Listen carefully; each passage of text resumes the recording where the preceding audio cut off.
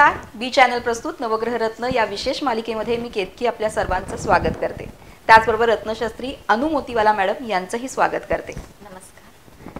आजचा एपिसोड हा खास आहे, कारण आपल्या लाडक्या गणपती बाप्पाच्या स्वागतामध्ये कौतुकामध्ये कुठेही कमी पडू नये, त्यासाठी त्याच्या आगमनाची तयारी कशी करायची, त्याचं कौतुक कसं करायचं, त्याचं पूजन कसं करायचं, हेच जाणून घेण्यासाठी हा आजचा एपिसोड आहे. सुरू करूयात आपल्या लाडक्या गणपती बाप्पाच्या आगमनाच्या तारखेपासून. श्रावण संपल्या जे येते आता ह्यावेळी सप्टेंबर महिन्याचे 19 तारीखपासून गणपती आपल्या घरी येत आहेत. त्यांच्या स्वागताची पण खूप तयारी आतापासूनच करत आहेत. तर ह्या महिन्यामध्ये असं पंचांगानुसार 18 आणि 19 हे 2 तारखे आलेले आहेत. अच्छा, कन्फ्युजन पण आहे. त्याच्यात जे आहे 19 तारखेची जी तारीख आहे ती आगमनाची तारीख आहे. यावेळीस 19 सप्टेंबरला जे गणेश आपल्या घरी विराजमान होणार आहेत, ज्याचे आपण स्वागत करणार आहे, त्याचा अशुभ मुहूर्त जे आहे 11:04 सकाळी ते दुपारी 1:34 पर्यंत राहणार आहे. ह्या वेळेच्या दरम्यान तुम्ही आपल्या गणपती आपल्या घरात आणून त्याची प्राणप्रतिष्ठापना करू शकतो. ठीक आहे. बुद्धीचा देवता, विघ्नहर्ता, सुखकर्ता, ह्याला म्हटलं ज्या विनाश करता, जे काही आपले अडचणी आहेत, जे आपले बोलतोय की आपण काही पण आयुष्यात अडचणी आले, काही विघ्न आले की सर्वात पहिला जे आपल्याला देवताची आपण आठवण करतो ते गणेश, गणपती. 14 विद्या 64 कलानं भरलेला हा बुद्धीचा देवता जेव्हा घरी येतो तर सुख समृद्धी आणखीन त्याच्याच बरोबर एक जल्लोष घेऊन येतो. बरोबर. आणि ह्याच्या बरोबर घरचे महिला, मुलं सगळेच जण ह्याच्या गुंतले जातात, छोट्या बाळापासून मोठे वयस्कर पर्यंत. तर कधी कधी असं होतं की गणेशजीला जेव्हा घरात आणलं जातं तर स्वतःहून कसं मूर्ती स्थापना करायची,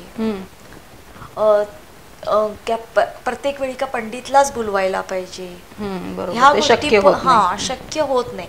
काही वेळेस तुम्ही छोटे छोटे गाव आहेत, ग्रामीण भाग आहेत, तर तिथं हे अशक्य गोष्टी आहेत की तिथं आलेच नाहीच आले आणि प्रत्येक घरामध्ये गणपती आणलं जातं. तर काही वेळ मुहूर्त निघून जातात मग येऊपर्यंत. तर आपण स्वतःहून ही गणेशजींना स्थापना करू शकतो त्यांची. तर त्याच्यासाठी सोपी पद्धत आहे की तुम्ही ज्या ठिकाणी गणपती बाप्पांना विराजमान करणार आहे ते ठिकाण एक स्वच्छ पाट घेऊन, शक्य जमलंच तर व्यवस्थित पूर्वेकडे तोंड करून स्वच्छ पाटवर स्वस्तिक काढून तिथं तुम्ही गणपती ठेवू शकता. आणि कायम ठेवायचं की आपल्या गणपतीच्या आपल्या जे डाव्या बाजूला आपण कलश ठेवायचे आणि उजव्या बाजूला एक सुपारी. का म्हणजे आपण गणपतीला स्नान पंचामृत घालू शकत नाही, तर ते सुपारीला आपला गणपती मानून आपण करू शकतो. किंवा घरात चांदीचे छोटे गणपती असेल तर तेही ठेवू शकतो.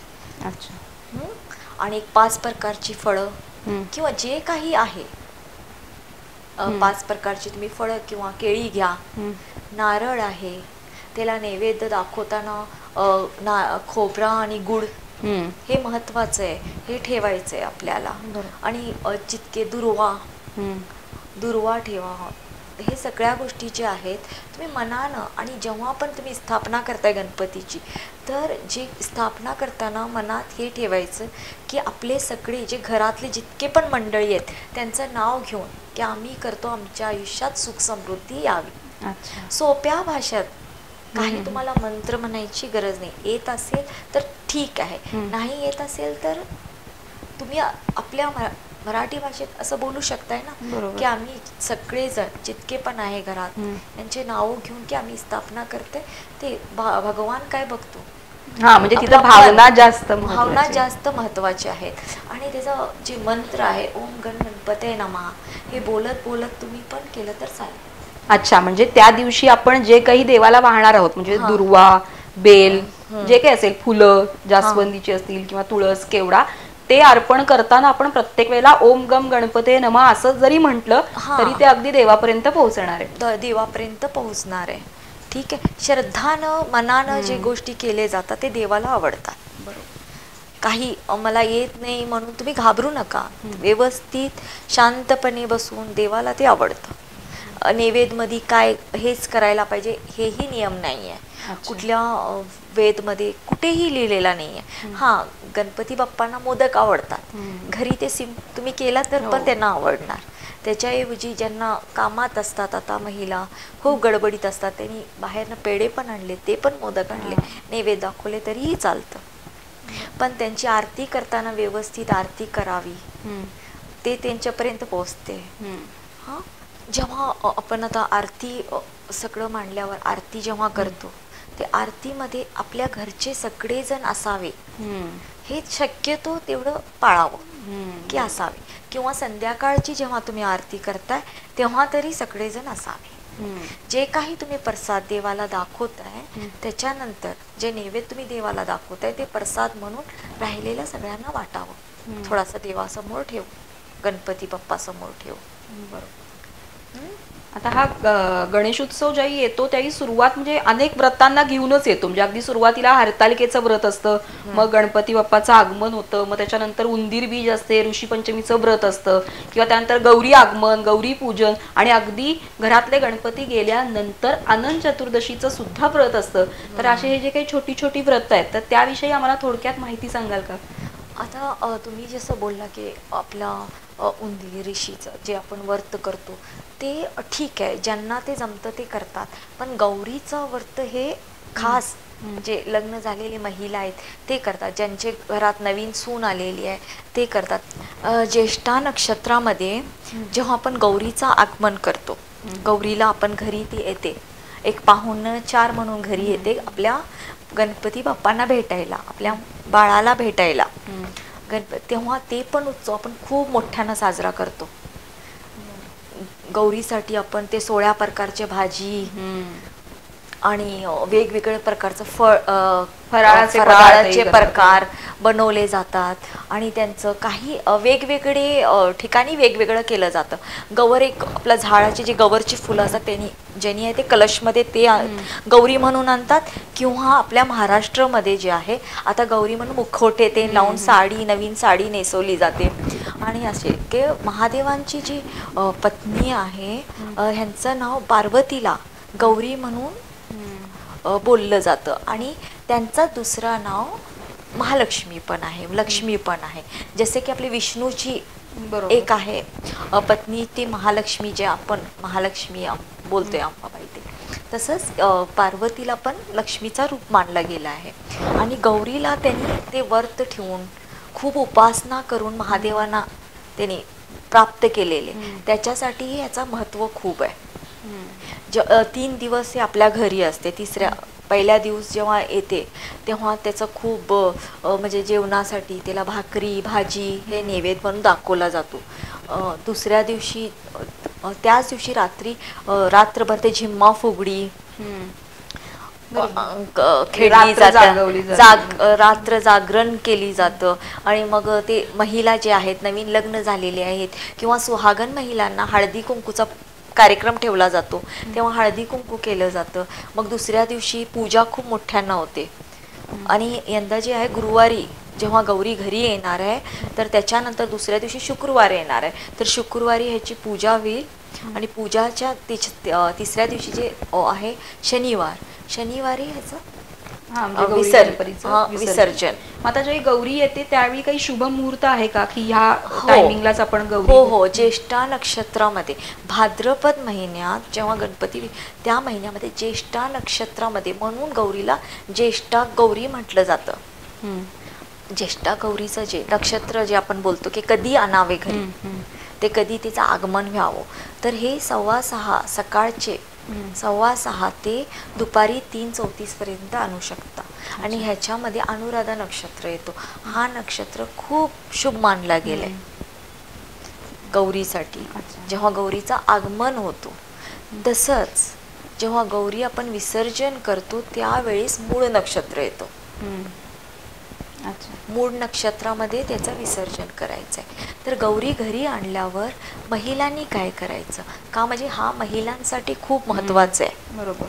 गणेशचं तर सगळे करतात, पण गौरी महिलांसाठी अखंड सौभाग्यासाठी ह्याला खूप शुभ मानलं गेलंय. पार्वती गौरीचा अर्थ पण मी तुम्हाला सांगते की पार्वतीला त्याच्या मैत्रिणी घेऊन गेले आणि त्यांनी ते व्रत ठेवला म्हणून महादेव भेटले गौरीचा. म्हणून गौरी म्हणजे मैत्रिणीने घेऊन गेलेला व्रत आहे ते. त्याच्यामुळे हा व्रत कन्यानी पण ठेवू शकतात. जेव्हा गौरी घरी येते तेव्हा ह्या महिलांसाठी खूप शुभ मानलं गेले की महिलांचाच हा सण आहे. त्या दिवशी ते खूप नाचतात, झिंबा फुगडी खेळतात, रात्रभर जागरण करतात, आपल्या सौभाग्यासाठी प्रार्थना करतात गौरी समोर. आणि ह्या वेळेस हळद कुंकू मी बोलले ना, वेगवेगळे कार्यक्रम घेतले जातात.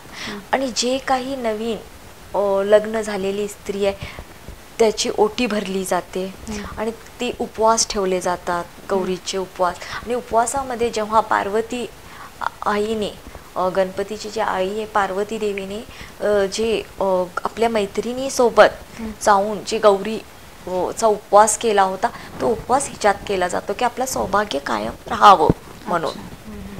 ह्याच्यात महिलांनी काय करावं की तुम्ही जितकं होईल तेवढं ह्याच्यात पूर्णपणे श्रद्धाने, समजा की एखाद्यांचे जे नवरे आजारी असतात कायम, सतत त्यांना त्रास होतो, तर ह्याच्यासाठी पण हा उपवास खूप महत्वाचा आहे.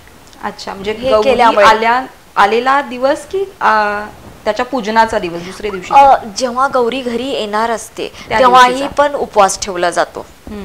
कुणी पूजाचे वेळेस करतात उपवास, पण आपण म्हटले गेले की वेदमध्ये की जेव्हा घरी गौरी येते तेव्हा तुम्ही उपवास ठेवा, आणायचं आहे तेव्हा. जेव्हा ती आल्यावर ते एक पाहुणे आपल्या घरात आलेत की त्यांना वेगवेगळे जेवण तुम्ही द्या. अच्छा. आणि वेगवेगळ्या ठिकाणी असं बघितलं गेले की गौरी उभारलेली असते. काही ठिकाणी आपले कोकण भागात गेले की तुम्ही बघितताय की खुर्शीवर बसलेली आहे. आणि ग्रामीण भागात बघितलं की ते झाडच्या स्वरूपात, ते फुलं आलेली, तिथं जास्त त्या स्वरूपात ठेवले जाते. पण मनानं श्रद्धा सगळ्यांची सेमच आहे. ठीक आहे, आपण गौरीला दोन्ही पण ठिकाणी बघतोय तर ते भेटायला आलेले आहे. त्यावेळेस त्यांचं जितकं होईल तेवढं पाहुणाचार करा. महिलांनी खास कर त्यांनी उपवास ठेवा आणि पूजा करा, आरती करा त्यांची वेगवेगळ्या पद्धतीने. जसं तुम्हाला वाटते की घरात आपल्या क्लेश होणे, सुखानं संसार व्हावं ह्याच्यासाठी प्रार्थना करावी. अच्छा. गणेश उत्सव जे आहे आपला खूप सोप्या पद्धतीनं आलेला आहे की देवा की जास्त काही ह्याच्यात काय म्हणतो अवघड काहीच नाही आहे. तुम्ही जितकं सोप्या पद्धतीनं मनानं श्रद्धेनं जे करेन त्याच्यात तुम्हाला तितकंच जास्त फळ मिळणार आहे. असं काही जास्त काही हे न करता की आणखीन काय करायला पाहिजे नवीन असं न करता सोप्या पद्धतीने. अच्छा, म्हणजे जे काही करू ते अगदी भक्तिभावानं करणं गरजेचं आहे आणि सोप्या पद्धतीने. कुठल्याही प्रकारचं इजा होणे मूर्तीला, काही हे त्रास होणे ह्या पद्धतीने त्याची तेवढी काळजी आपण घेतली पाहिजे.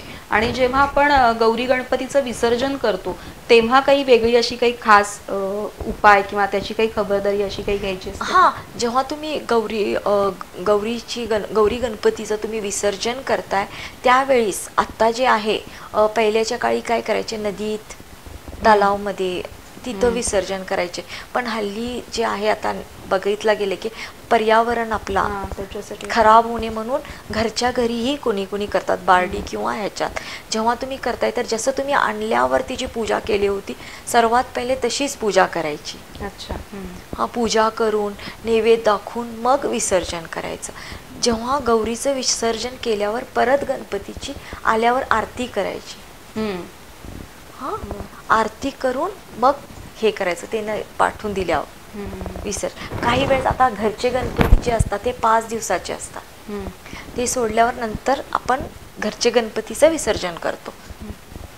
ही प्रथा आहे आपली.